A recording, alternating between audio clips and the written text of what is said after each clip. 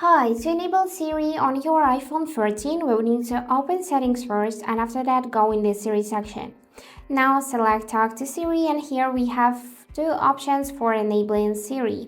We can either say hey Siri or Siri and hey Siri. So let's select the first one and now we need to enable it by tapping the blue button enable. So now we just need to set up Siri. For that, we need to press continue button and after that we'll see some on-screen instructions and we will need to say out loud everything what will be shown on the screen. Let me show you.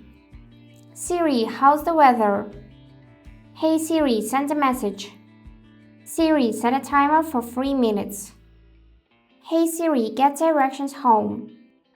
Siri, play some music.